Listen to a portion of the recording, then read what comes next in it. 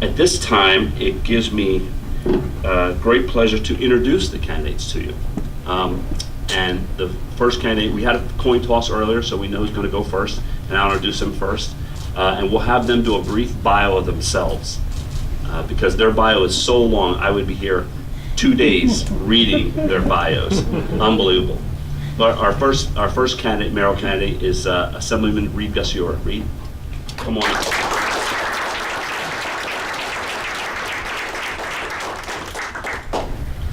Next we have Mr. Paul Perez.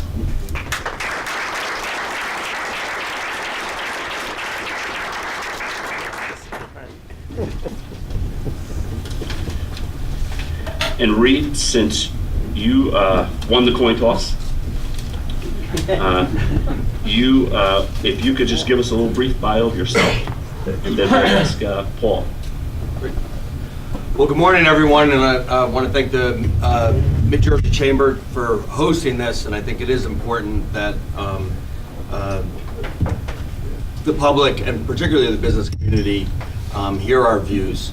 I represent the capital city for the last 22 years in the New Jersey legislature, and I started out in the capital city as a municipal prosecutor, and I also am an adjunct at the College of New Jersey. So I think that those three meld into the experience for leading the capital city in the next 4 years. Good morning, everyone. I'm Paul Perez. I'd like to say thank you also to all the sponsors and to all of you for being here this morning. My career is very simple. I was a United States Army Chief Warrant Officer for 20 years. I have my military experience and leadership that qualifies me as a leader and has proven over time that I can do people, place, things, facilities, and money. I've also been an executive at the private sector as a vice president of several different companies. And recently, I started my own nonprofit here in the city of Trenton over the past 6 years, where I've been working with the community, academia, and private businesses to try and help the city move forward. So I think that that lays the groundwork to why I'm here today to see you. Thank you very much. Thank you. First question, just so everyone understands a little bit of the format, we're going to ask a question. We're going to give each candidate 2 to 3 minutes to respond, and then we'll move on to the next question. So first question, Reed, is give us your thoughts about what it means to you to have a vibrant and robust city of Trenton. Well, today it marks the 38th anniversary of the launching of Pac-Man, and I remember it vividly how it sparked a whole innovation and caused a craze for the X generation and many economic opportunities that came after it. If you look at a list of the top cities in America that attract businesses, they're the ones that have close proximity to education centers. They have a good job pool. You can do the 30-second pitch for the city of Trenton. We have 4 train lines that come into the city. We have waterfront property. We have 5 universities within 10 miles. And we need someone to instill confidence that the city of Trenton is worthy of investing in. We have to clean up the streets. We have to fill the potholes. We have to take down abandoned buildings. But we need to offer millennials something to come into this city. If you look at millennials, they can't afford Philadelphia. They can't afford New York. They're looking for the mid-size cities, and those great business attracting cities are largely in the West, the South, the Midwest. There's only one city in New York in the Northeast. Trenton has to be that city that is looking for that emerging market, attracting the millennials and the 5 universities to come into the city and take part in it. We can't do that as long as our streets aren't clean, our potholes aren't filled, our neighborhoods aren't safe. And if we work on that, if we work on the basics, getting back to the basics, we could be a great city in the next 10 years. Paul? Could you repeat it for me, please? Yeah. What are your thoughts about having a vibrant and robust city of Trenton? Thank you. Throughout the course of my career, what I've always wanted to do was was make sure that we understood what we've been charged with. So under my administration, what I would want to do for all of you and for everyone who lives in this city is to change the mindset of how we see City Hall. And in order to do that, I have to create the conditions or environment where City Hall now becomes an urban center of excellence, where we have professional staff members, we have real customer service going on, we understand the services that we're responsible to providing those who live here, work here, and play here. That's what we need to do first. When we do that, we will create the conditions that's going to allow private industry to have confidence and want to invest in our city. We can dream all we want to, but if we can't provide the basic services, no one is going to want to invest in our city. So that would be the first step for me to do that.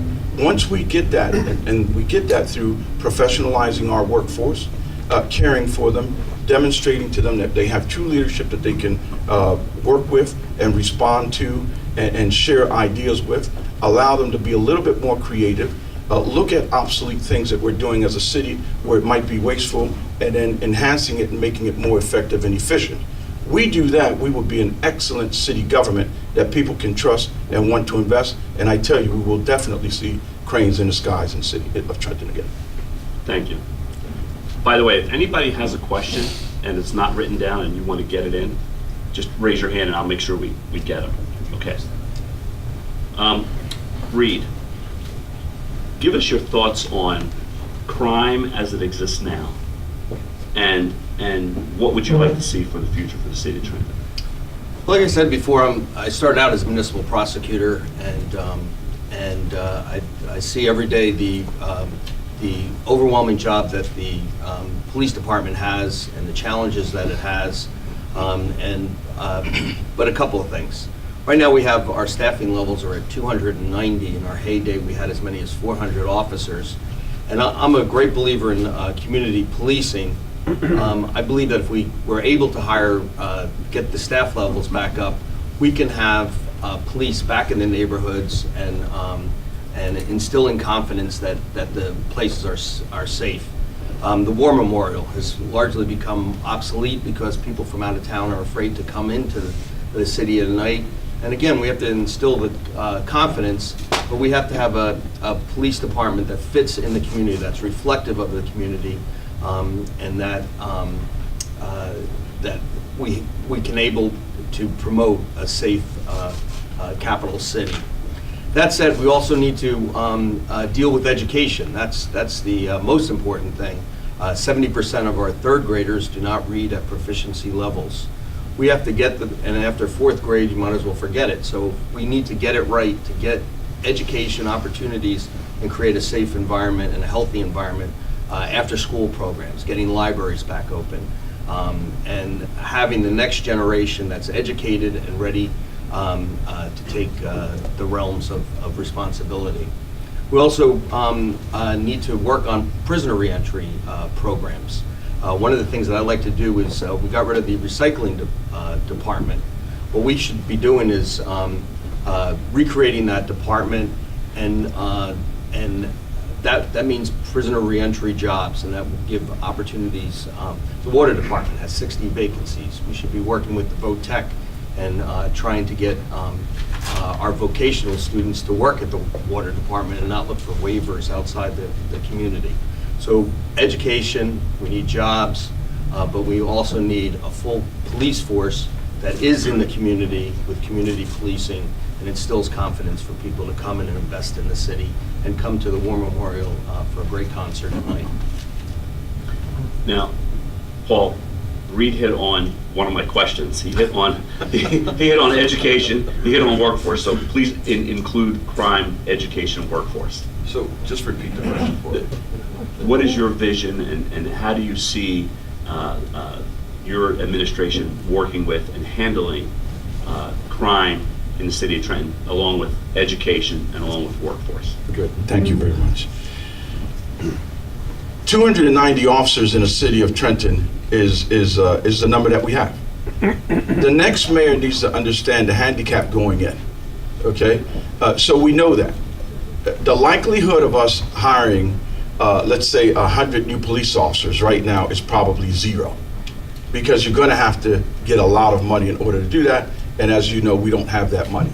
So what I would do as the leader of my new administration is I would look at the police force, that 290 police force, and then come up with a way to properly deploy them strategically so that they could do more with less. As business people, we understand how to do more with less. That's how we go about our daily business. So we need to have that same approach when it comes to security of our city. 290 officers, where are they deployed? How are we using them? How can we get more out of them? And then how can we build upon a relationship where the city and its people begin to trust the police, and the police begin to create the conditions again where the people can trust them? Because that's really where it works. So it's going to be two-handed there when it comes to creating a new security plan for the city that makes sense. And then allowing this new 290 force, because that before we met with the mayor, that was the first time I ever heard that number. I think for the past 6 years, I've been hearing, 175, 190, 275, and then the other day we heard 290, which is a big number, 290 police officers for 7.5 square miles. Deployed effectively, we can begin to reduce crime without being intrusive in people's daily and private lives. So that's the first thing that we would do when it comes to how do we reduce crime. When it comes to education, the mayor is responsible for appointing and vetting good people to the Board of Education. And that's where it begins, okay? Do we have the people who are properly representing our community and the real needs of the school and its children sitting on the Board of Education? That helps us to begin to build a rapport with the board itself, the superintendent, and the people in the central office. Do we know our teachers? As a president of the Partnerships for Trenton, my nonprofit, we adopted 3 different schools. We're in the schools all the time. Just the other day, we were at Gregory School, elementary school, and they were having a math Olympics. So we were there participating and getting to know the children, getting to know the teachers, talking to the principals. That's how you're going to be able to do that, showing them that you really do care. Because there's so many signals that we send to our children when we allow them to go into facilities and situations that you say you love them and you want them to grow, but it says another story when you actually look at the conditions in which they're learning. So we need to improve on that. We do that through good Board of Education, relationship with the superintendent, and a good communications build between City Hall and central office. The last piece you talked about was? Workforce. Okay, the workforce in City Hall? Workforce, I'll get to City Hall. Okay. Workforce in Trenton. Okay, workforce in Trenton. I mean, that's a big question. Workforce in Trenton, is it City Hall? Is it at the Board of Education? Is it private industry? Why don't you hit both? Okay, so I hit them all. Because right now, private industry is almost absent in the city of Trenton. It is very limited private industry that we have that actually works in Trenton. Most of our workers are government or either small business. So if we want to focus on the small business owners, to include the little bodega owners, we need to professionalize that for us. We need to have, through chambers, okay? We need to have opportunities where they can understand how to properly manage their businesses, how to manage their budgets, how to release responsibility or designate responsibility to some of their employees so that they don't have to be there all the time. The toughest thing I found out by communicating and contacting small businesses to come to meetings was they didn't want to leave their stores because they didn't trust anyone to run the store. So that tells me that we need to do a better job of professionalizing these entrepreneurs and demonstrating to them that there is a way that you can be responsible, educate your workers, get them to work for you while you do bigger things and grow your business. Let me just give a disclaimer. Reed, I'm sorry that I'm not using Assemblyman Reed Gusciora, but everybody knows you're Assemblyman Reed Gusciora, so I'm just on a first name basis. That's fine. I apologize. Would you comment on workforce in the city, because I didn't throw that question to you, but Paul answered it and wanted to include it, so I just want Reed to have an opportunity. Sure. We have actually over 100 businesses that are in the urban enterprise zone, and we need to capitalize on the status of UEZ. Griffith Electric makes $25 million in sales each year, and with the expiration of the urban enterprise zone by the Christie administration, there was no reason for them to stay in the city of Trenton. I fought to get a new bill to reinstate the UEZ. That's sitting on the governor's desk, so I look forward to the UEZ zone being reestablished in the city of Trenton. City of Trenton has to get out of its way with regard to attracting new business. If you talk to business people, I'm sure anyone who has dealt with City Hall, there's a lack of inspectors. They're still using mimeograph copies. You go to Hamilton, they work on tablets, and then they email you an inspection report. We don't even have parking meters. There's a permanent green parking meter across the street from Starbucks that you can go to. We have to get it right as a city and help streamline the regulatory process, the inspection process, and get it right and do things smarter than we have done before. But we need to establish the confidence that the business community is willing to invest and come into the city of Trenton. We have so many potentials here. We have the architecture. The other day I took a tour of the Roebling factories that are abandoned with some business people that want to come in and start hydroponic gardening. They'd ultimately like to get involved in the cannabis trade. But those Roebling buildings, which are football field sizes, need to get back into productivity. We need to go into the outside world and try to get jobs in here, manufacturers in here, new technology, the new localism. We need to instill a culture of opportunity and not just shut down from the outside world. City Hall is not friendly enough, not consumer friendly enough to work in this city and to establish new business. Before I go back to you, Paul, let me just recognize George Soa, because I know George, stand up. We're Greater Trenton's president CEO. We're talking about attracting businesses. I want everybody to know you're here. I'm gonna get to tourism next, but George Soa is in the audience of Greater Trenton, and also Bernie Flynn is part of Greater Trenton. Thank you, Bernie. Paul, could you now talk about, because Reed brought up a few areas that I hadn't touched on yet, and that is inspections and attracting and promoting businesses. Inspections in the city of Trenton. Manpower in the city of Trenton is a problem. And it's a problem because we don't have enough money, or we don't have people who know how to manage the money. So I don't know which one it is yet because I'm not the mayor yet. And I have to have the opportunity to review it thoroughly so that I can understand, is it one or the other, or is it both? Or it could be something else. So that's the first qualifier that I would give. When it comes to the inspection process and how we could probably gain other ways of doing business, in most cities that you go to that are very effective, you would have a fee-for-service type environment where you can make money as a city and then, or generate revenue, and then that gives you money to hire other people. I haven't seen that here in the city of Trenton, not at an effective level. And I'll give you, for instance, I bought an abandoned building downtown. Actually, my wife bought the building, and I assisted her in the process.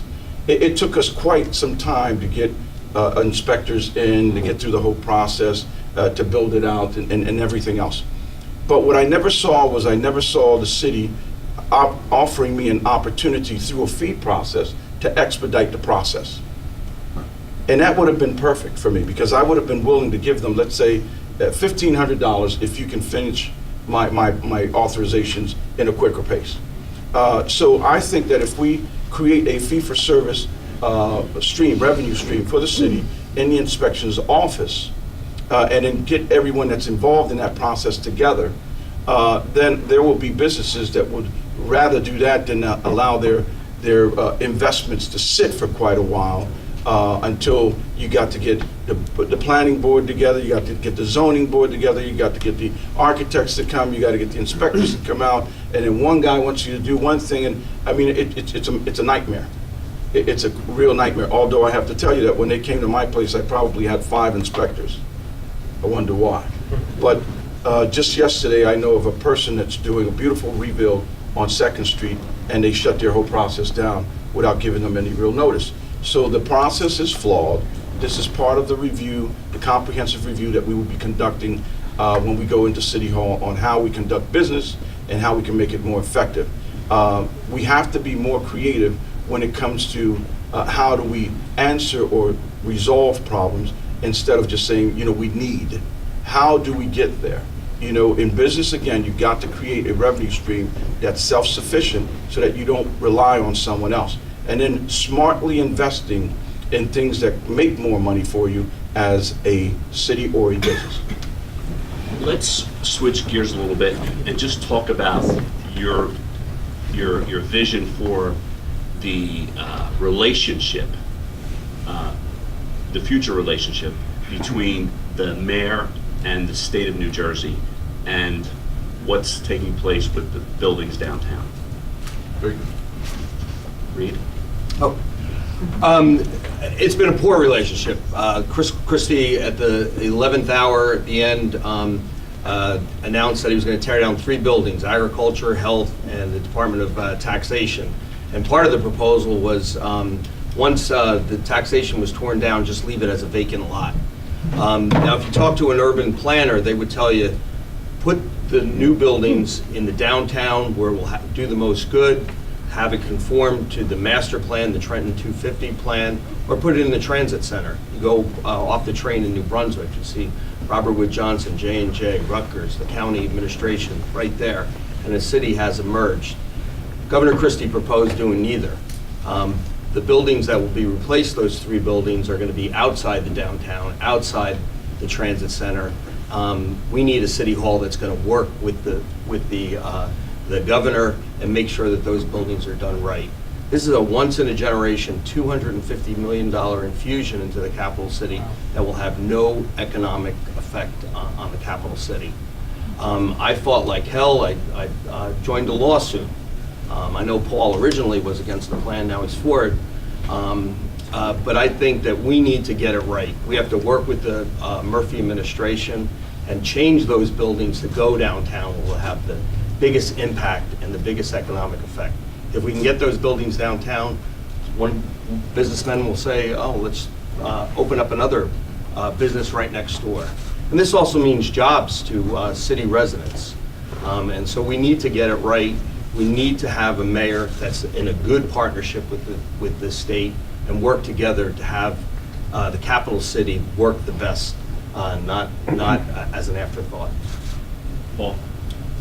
The relationship with the state government is very important. I said earlier, Governor Murphy has a lot on his hand. New Jersey is a cash-strapped state. So he's got a lot that he's going to be working on. And we have a lot that we're going to be working on.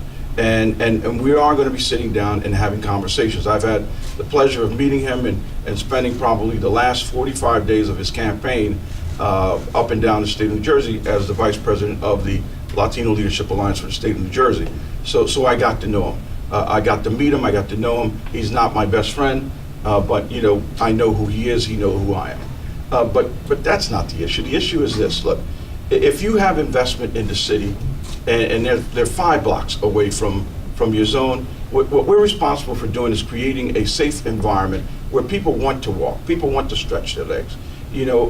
In Washington, D.C., people come out for lunch and they walk for miles, okay? And it's because it's safe.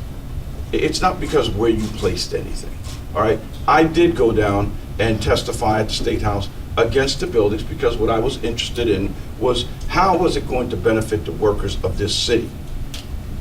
But realistically, once I knew that there was not much that we were going to be able to do, I said, okay, enough said. Leave them alone. Let's move on to the next thing, all right? I know Reed wants to concentrate on that. That's a good thing. It's probably a softball for him, so he'll knock it out of the park every time you talk to him about it. But I want to talk about the entirety of the city and how we can build a city that everywhere is safe to build.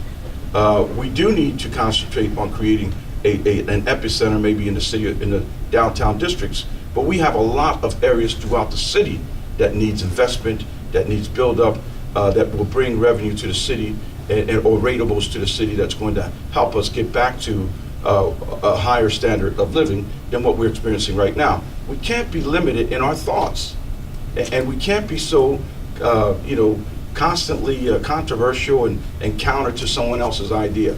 Once we know that an idea is rolling out, let's adjust to it, let's make the right decisions, let's keep working so that we can continue to improve the quality of life in the city and generate ratables that will allow us to do bigger and better things and make Trenton into a destination city. Before I ask my next question, if you haven't got it on a card, does anybody have a question? Okay, Joan, you can bring that up, but I'll ask my next question. Let me just recognize Tom Gilmore. Where's Tom?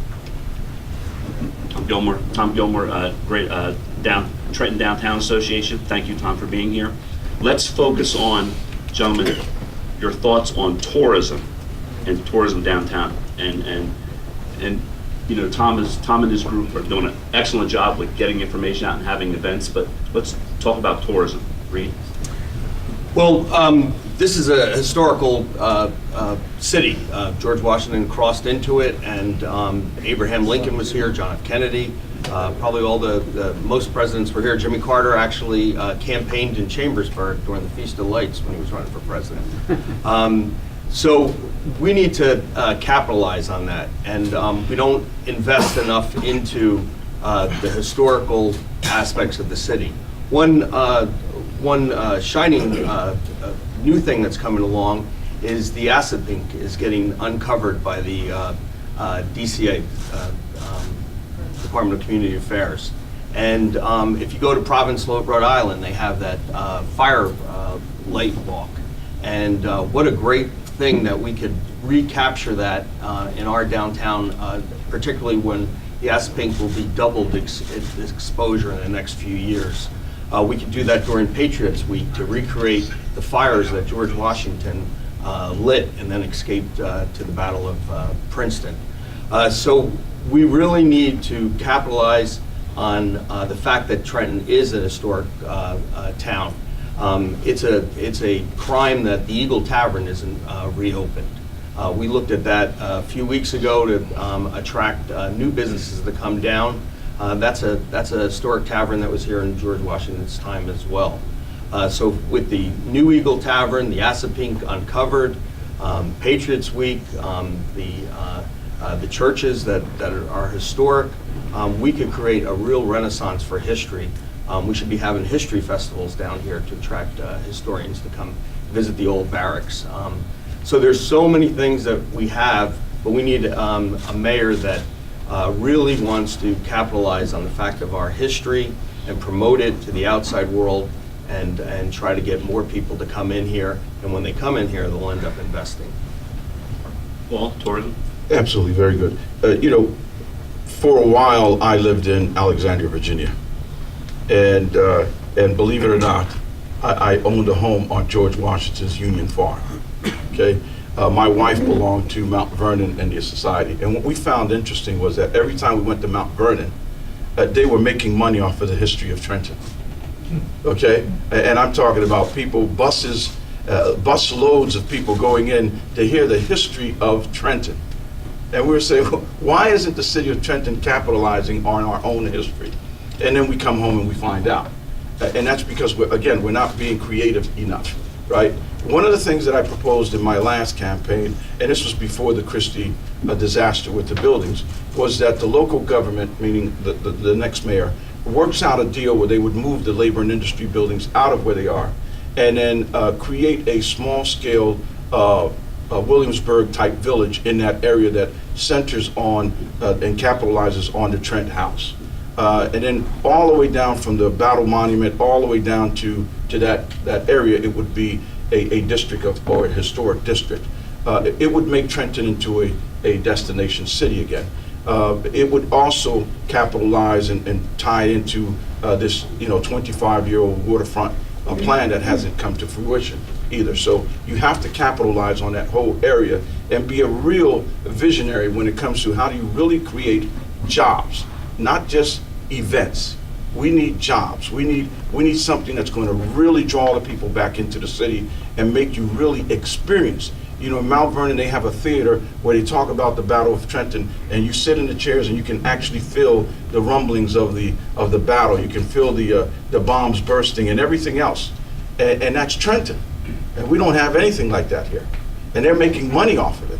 you know? So I'm not talking about just a once in a year or calendar event. I'm talking about a real investment that's going to bring back real pride into our rich history that we have, and then also make Trenton into a destination city. A question from our audience. Camden has a unique policy model that has worked. Would you consider working with the county or state to create a proven success as Camden has been proven? Let me read that again. You read. Okay. Well, we need to be a better partnership with the state and the county. I think we've had missed opportunities the last couple of administrations to work in partnership with the state. I sat next to Sheila Oliver for the last 8 years in the legislature and know her very well. My partner was Liz Moyo in the assembly. And Governor Murphy, I was one of the first legislators to endorse him. So I think we need to reach out to the state as much as possible. 50% of our properties are tax exempt in the city of Trenton. 50% are tax exempt. They're either owned by the government, hospital, or God, the churches. We need to make sure that the state gives us payments in lieu of taxes. Same thing with the county. One of the things that I proposed, because we have so many potholes and 20,000, the influx of 20,000 state workers every day into the city, they should adopt West State Street. The county should adopt South Broad Street and tell them to fill those potholes. So we need to capitalize as much as possible or leverage that we are the capital city, both in Mercer County and in the state of New Jersey. We need the county to step up to the plate. We need the state to step up to the plate and compensate us for hosting the Capitol buildings. We really need that relationship. I think I have the best opportunity to develop that relationship and make sure that the capital city is taken care of by both the county and the state. I think the question was about policy, but since the Assemblyman said a couple of things, let me just say this. Those relationships that he spoke about, those career politicians, that's what the people are rejecting in this city right now. That's where we're at this point of time, because they're tired of that, okay? And we don't have to ask them to adopt city streets, because the city, the county and the state own some of these streets. What we need to ask them is to be responsible for the streets that you own and fix them, okay? So that's interesting too, that we would have that comment. Policy is major, and this is the reason why Camden is successful, because if you go back to the first thing that I said is creating an urban center of excellence, it includes policies that are effective. It includes professionalizing the force. It includes all of these things so that when you do sit at the table with the county and the state government, they respect you as an equal. You have a real opportunity to talk and discuss issues that affect one another, and then you can come to a real collaboration of how do we fix this city? How do we make it work to the benefit of all of us? I don't think there's anyone in any government position who's going to be concerned about who is the next mayor. What they're concerned about is, are you competent? And do you know what it takes to get things done? I know what it takes to get things done, and I know what it's going to look like when I sit at the table. And we're going to have clear policies, and we're going to demonstrate best practices so that we can get the collaboration and agreement from the several levels of government. Reed, if elected, what would be your two top projects, one or two top projects if elected? Well, I think the cleaning up the city and getting the quality of life up there. I think we need to work on the quality of life issues with the appearance of the city, getting the potholes taken care of, getting the abandoned buildings. 1/5 of our buildings in Trenton are either in foreclosure or abandoned, and they really add to the decay of the city. It makes no sense coming down in Chambers Street, one of the main arteries into the city of Trenton. You see McCrae's Laundromat with the roof caved in. and then there's a row of houses that are abandoned. That doesn't make it very appealing for business people to come in and want to invest in the city. So we need to work on that.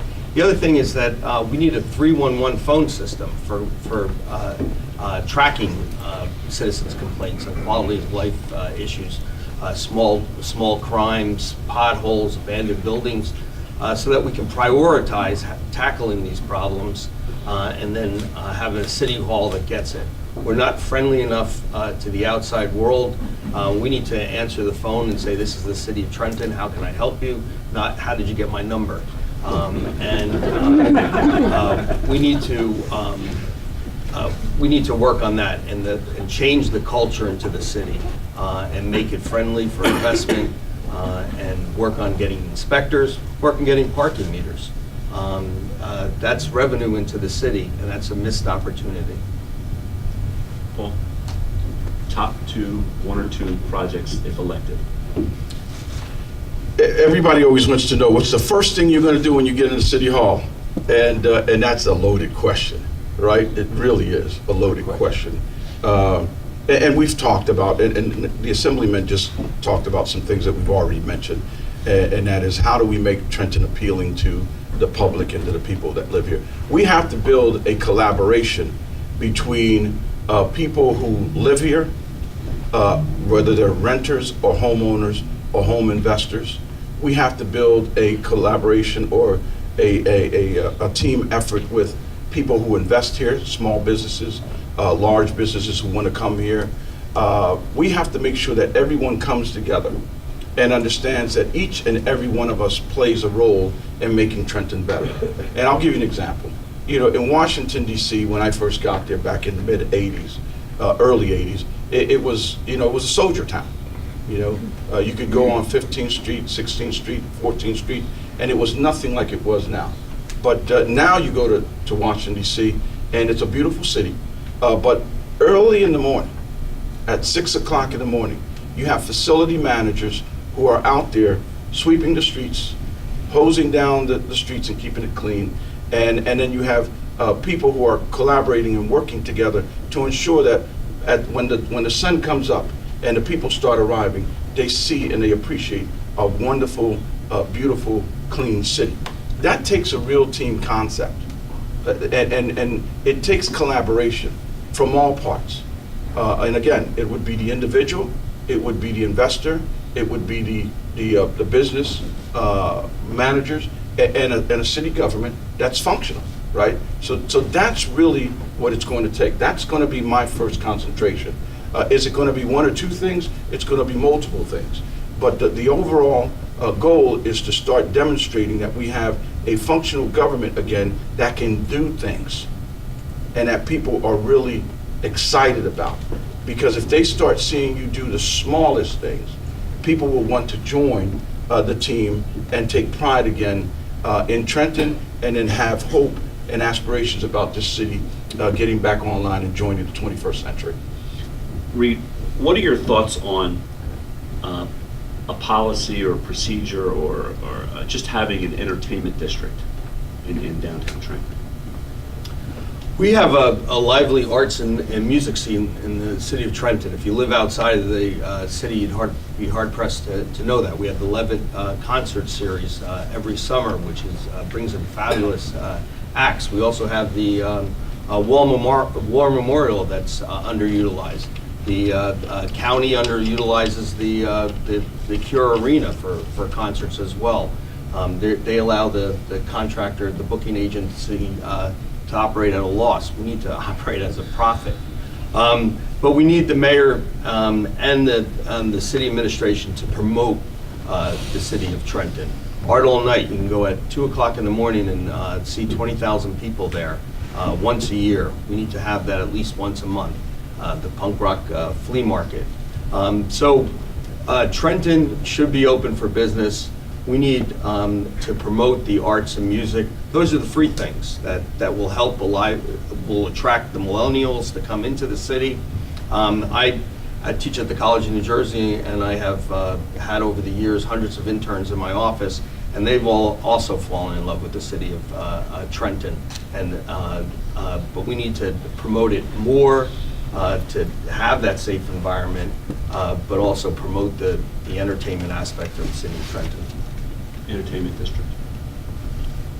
Do you believe in them? Do you, policy? Maybe he should go first. Procedure. No, you're the assemblyman, so I defer to you. It's good. You know, I really do like Reed, by the way. What are your thoughts? My thoughts on entertainment districts are, it depends on how you run them, right? Whatever we do and whatever we introduce into the city has to bring a benefit to the city. And we cannot forget those who live here, okay? So is the entertainment district that's going to be going to create jobs for people who live here? Are they going to be included? Is it going to be an entertainment district that everyone loves and likes and wants to be a part of? Is it going to be an entertainment district like King Street in Alexandria, you know, where there's restaurants and there's theater and there's all kinds of things going on? That's a beautiful place that I truly enjoy seeing, and I always say, why can't we do that in Trenton? You know, it has to be all inclusive, and the plan that we put together needs to be a plan that clearly talks to developing and creating a situation where everyone is involved and everyone has a role to play, right? Because that's how you're going to grow the business. We're not going to be able to create an entertainment district and keep people out. We have to create an entertainment district that's drawing people in, making them part of the effort, and then again, showing pride in being Trentonian and providing a service and welcoming the people. I'm sure we talked about tourism, but we didn't really say it. We want people to say, welcome to Trenton. This is a beautiful city, and I'm proud to be a Trentonian, right? And you don't have to be a Trentonian for more than one day. If you live here, you're a Trentonian, all right? I know sometimes that's a difficult thing, but pride and showing that pride will allow entertainment to go a long ways, but we have to include everyone, and we have to be specific on what we mean by entertainment. You know, is it restaurants? Is it theaters? Is it more upscale type of merchandising? You know, or is it a little bit more fast food, large pizzas and things like that where people can come to? Are we going to bring the theater and the playhouse? Are we going to take advantage of those things? And then you have to include the safety piece to that. How do we keep it safe? Do we create a downtown business district force that includes collaboration between the state, the county, and the local police so that we can cover those areas and help people remain safe? You have to ensure that the conditions of what this looks like and the standards of what you expect is very clear and communicated to all so that we can have that experience. I just want to say a couple words to you, Reed, and Paul, and then get your thoughts. One is youth, promoting of talent, and also charter schools. What are your feelings? Well, over the last 20 years, over 9 charter schools have failed in the city of Trenton, and the public school system had to reabsorb them. And the public school system was actually outperforming the charter schools. We do have a couple of good charter schools that I think we should promote. The latest one was the one at the Trenton Times building. Although they renovated the building for $17 million, that failed for 1 year. Imagine that $17 million going into the public school system. The fact remains is that we have a new high school coming up in which I fought like heck to have the Christie administration, after they took the money away, to get it back. So, and now we have a brand new high school system that will come up for the city students. We shouldn't have holes in the walls and collapsed ceilings in it. And you know, our students would go out on away games and think, what did we do wrong that we have to go back to a building in that poorly managed? So the mayor needs to get involved more actively in public education. We have too much of an antagonism between our superintendent, and our board of education, and our mayor. and we need to all unite and be a priority for our students. 70% of our third graders do not read at school proficiency. What I'd like to do is try to get a full day learning experience for kids from kindergarten through third, and that means opening some of the branch libraries, but working with the nonprofits so that they can run it, the churches. We need a full day learning environment for our students so that they're able to catch up and they're able to be productive at fourth grade and they're able to compete with the suburban school systems. It's no good or no use having economic development and having public safety if we can't get the education piece right. So I think the mayor has to work on all three of those together holistically to make a better capital city. Thank you. Youth, the promotion of talent, and charter schools. Youth, the promotion of talent, and charter schools. As the president of the Partnerships for Trenton, I said earlier that we actually adopted 3 schools in the Trenton public school system.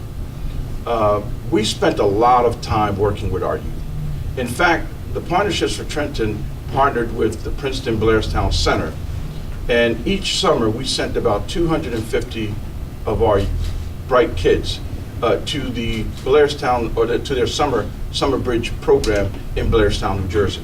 And it's a STEM summer camp where they learn about science, technology, engineering, and math, giving them an opportunity that they wouldn't otherwise have. Each child, if they would have went on their own, it would have cost them $750 each one. And the Princeton Blairstown Center paid for this, and our kids were amazing. Now, I have to tell you that when we first tried to put them on the bus, they fought us. But then when they came back, we had to fight them to take them off the bus because the experience was so incredible for them. We have talented children in this city that can achieve on many scales.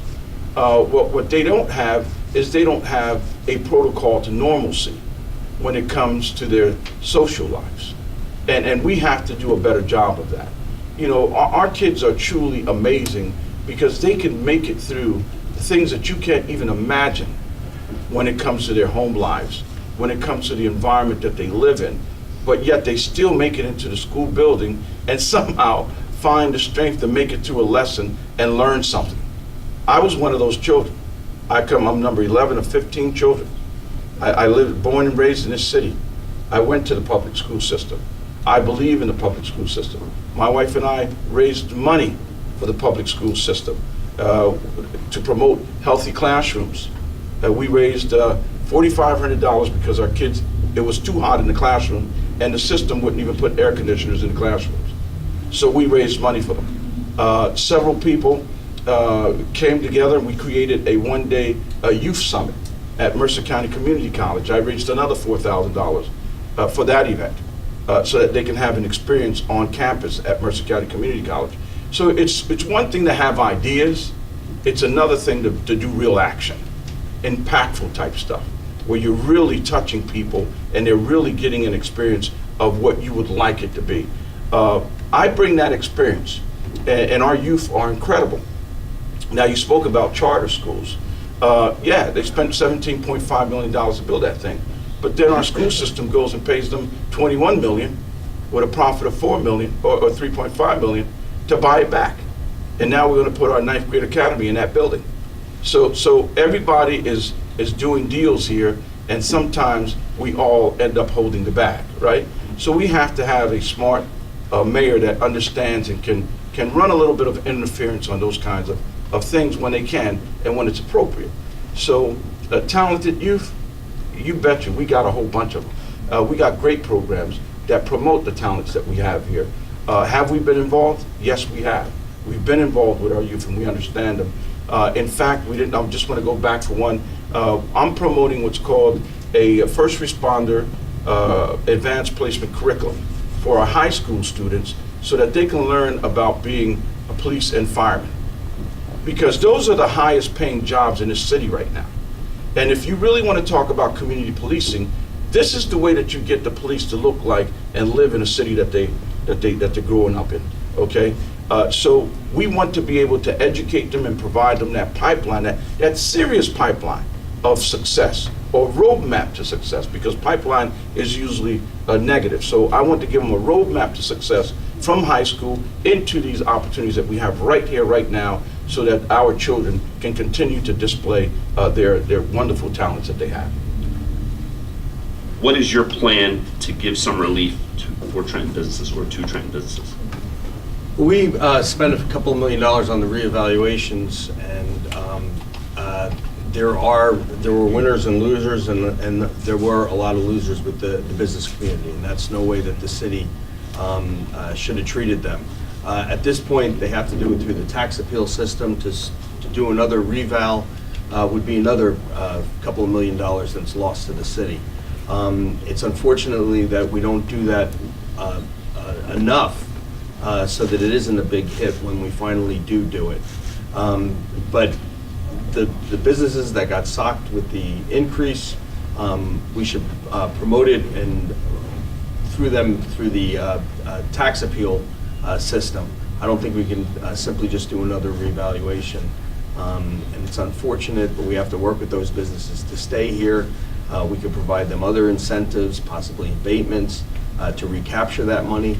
But we really need to do it better for the business community. Paul, if a business in the city of Trenton, their taxes went up 70%, what are your thoughts? The first thing is, don't make promises that you can't keep, because that's only going to make the business owner angry. And I can tell you that because I own a commercial building downtown. Once again, my wife purchased it.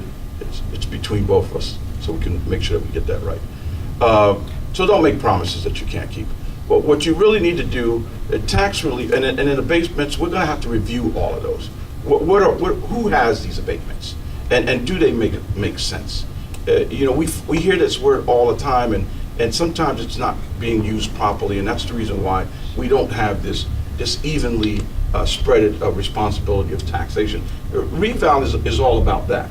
The revaluation is supposed to be, how can we spread the burden across the board and make sure that everybody's paying their fair share based on the value of what you own. And unfortunately, everyone knew going in that that it was a requirement from the county and from the state to conduct this, but the city chose a poor contractor to come in and do it, having already demonstrated that they were incompetent in Princeton. So it wasn't like they didn't know that this company wasn't going to do a good job. So don't promise things that you can't keep. It's a tough situation to be in right now.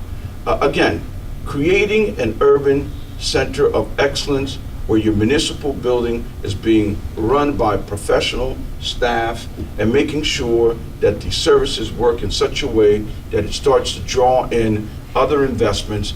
That's how you're going to begin to provide relief. And I'm not going to say that I'm not going to ask the state for money, because I would, but I'm not going to depend on that. We have to become self-sufficient. How do we do that? We create a city hall that really works, that makes you want to be a part of this city. When we start doing that and we start getting more ratables in and we start getting people to spend more money in this city, we will be great. Nobody talks about all the money that leaves the city and goes out to Hamilton, Ewing, and Lawrence and Princeton. I talk to people every day, and guess where I talk to them at? Donnelly Homes, Roger Gardens, Prospect Village, and guess where they spend their money? Hamilton, Lawrence, Ewing. That's disposable income that's leaving our city and going to other people's places. So don't tell me we don't have money in this city. What we need is smart investments right back in here that's going to put retail, the kinds of retail that the people want and need here, and create jobs for our people so that we can create that real condition and real urban city that people can believe in. Let me ask one last question, and that is, given what we've just said, this is a very important one, Reed. What do you think, and how do you think your relationship should be or will be with City Council? Because it's important that City Council and the administration are on the same accord, I would think. I think it has to be a very important one. I actually campaigned with City Council members or prospective candidates and was asked, well, why there should be really a disconnect, and we're not talking about slates or anything, but we're just talking walking neighborhoods and looking for voters. I think we have to have a better relationship. There's too much antagonism between the mayor and the city council. We have to work about having some off-site workshops or social gatherings so that we can work collectively on the city problems and challenges. We should be walking, the mayor should be walking in the neighborhoods with city council once the election is over, and talking to neighbors together and working collectively on complaints. We've had antagonism among the mayor and the council for many, many years, and it leads to an unproductive city environment. So I think that you have to develop those relationships. You have to try to get along better. The mayor should get along better with the Board of Education and also the superintendent. There shouldn't be this disconnect that there is now. We should all be working together to make this a better city. Paul?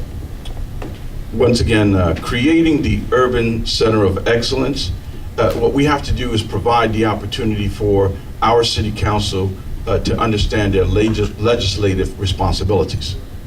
Because if you don't understand your legislative responsibility, you're not going to be a functional council. And it also includes them in a team, because it's a team concept. They have to truly understand their role and what they've been authorized to do by the voters. What makes this election so exciting is that it's a real rejection of career politicians, because you have a lot of individuals who are coming in with some really bright minds and independent thinking about what they want to do. But what we need to do is we need to provide them an opportunity to learn and to study and to understand what a real legislative branch does in government. It's not about cleanups. That's the mayor's job.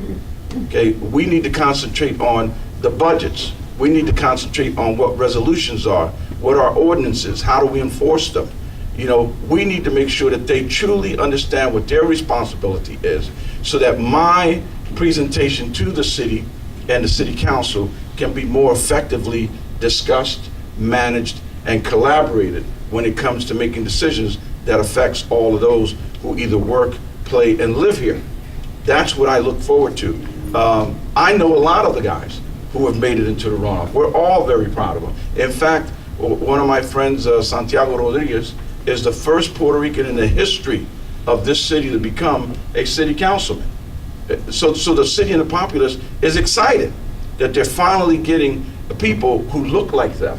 Well, Paul brought up a great point that the new council is going to be brand new and with little experience. And I believe I have the most experience, and I come from the legislative branch, and that will be able to transcend into the mayoral position. We're going to need experience, and we're going to need a mayor and council that can reach up to the state and make sure that the state treats the capital city as its capital and invests in the city. We also need to clean up tackle the quality of life issues, create a 311 phone system, but also instill confidence for the outside business people that they want to come and work and do business in the city of Trenton. We got to take care of the inspectors, make sure that we have more, but make them consumer friendly as well. They should be on tablets. They should be emailing reports back. You shouldn't require so many visits to City Hall and frustration that goes through our lives. I believe that I have the most experience to streamline the government services, to reach out for collaboration and partnership with the state and the county, and make sure that the city works. Paul? Thank you very much. Here's what I would say. What I would say is that the Perez administration provides this city the best opportunity for change and for real exciting times. I think the Assemblyman is correct when he says he has great legislative experience. Maybe he should have ran for city council, because what we need in the seat for the mayor is an executive, someone who's really managed people before, someone who's really managed a large budget before, someone who's really faced the issues regarding safety, security, procurement actions. You know, all of these things and responsibilities that fall under a mayor's umbrella, to include information technology. When I came in, one of the conversations that was exciting, not that all weren't, but I spoke to Frank from PSE&G, right? Okay, and we were talking about how do we sit down and collaborate and talk about making Trenton into a smart city? Because that's what we need to do. Bring us into the 21st century. Stop talking about Trenton as if we don't have the same capacity or capability of other cities. We do. In fact, to all of you, what I would say is Trenton is a blank canvas, and we can come in here and we can paint a new city, but we have to do it together. And we have to leave career politicians back where they belong, okay? Back in the 19th century. You know, the 21st century is here, and it's all about new things and working together. And it's not about connections. It's about creating systems that really work, whether or not you sit in a chair or I sit in a chair. Because it's not about me, it's about all of us. In fact, the theme that I have is, when I win, you become the mayor. Because you get to say what the issues are. You get to tell me what's important to you. And then I have to listen to you. Isn't that what America was based on when it was created? That's the opportunity that we provide the city. It's an exciting time. We're all excited about what's about to happen. No matter what, we're going to go forward. We expect to win in June. We hope to be working with every single one of you. We're going to make this into a normal process where you don't have to necessarily pay $30 to come and see us. We can sit down and talk, collaborate. Let's bring real ideas to the table. Let's bring in smart people. Let's bring in academia, right? Because we haven't even talked about that. How do we do the private-public partnerships that includes academia? And we have smart people at the table that's really going to make Trenton into a capital city again. That's the vision that I have, and that's what I'll bring June 12th. Let's give them a round of applause. Good morning, my name is Roland Pott with Trenton Makes Inc. We're excited to be the video sponsor for this morning's MIDJersey Capital City Mayoral Forum. We're working on this in conjunction with Laura Productions, who is producing the video for this event. Our company offers retail, office, and studio space. We are a developer of real estate here in Trenton, New Jersey, and we're excited to sponsor the MIDJersey chapter, the MIDJersey Chamber, Trenton chapter. Thank you very much. Hi, my name is Ada Labat, and I'm president of Siegel Labat Commercial Real Estate, based right here in Trenton. And I'm also co-chair of the Trenton chapter of the MIDJersey Chamber of Commerce. And I'm the other co-chair, Vince Marcucci, Director of Community and Corporate Affairs with the Trenton Thunder. The newest initiative of the Trenton chapter is business roundtables, which we've begun and we want to use as an opportunity to bring the business community together for more discussions of what are the issues and concerns and opportunities here in Trenton. We'd love to see you come to some of our meetings in the coming months, learn more about the corporate social responsibility opportunities that the city provides and how you can get involved. If you're not on the MIDJersey Chamber mailing list, certainly sign up. You don't have to be a member to get our emails. Certainly, we're encouraging members to attend the roundtables. It's a good opportunity to find out what's going on in the community in Trenton, as well as the larger MIDJersey region. The Chamber is always a good place to connect people, connect business people, and get results for your business. So we hope to see you soon. I'm very honored, as the president of the MIDJersey Chamber of Commerce, that we had this forum today. I think it's an important mayoral forum. We had two candidates that obviously want the job, but it is great to see that they participate in our event. I can't think of a better way for them to reach the business community. We touch a lot of people, not just in Trenton, but throughout Mercer County, as well as Burlington. And I think getting out their story and what they want to get accomplished and what they want to bring to Trenton is very, very important. So I'd like to thank the candidates for coming today, giving us their ideas of what they see for the future of Trenton. And obviously we want to be there with them along the way and provide any guidance from the business community. and be the liaison that the Chamber of Commerce or Mid-Jersey Chamber of Commerce members expect of us.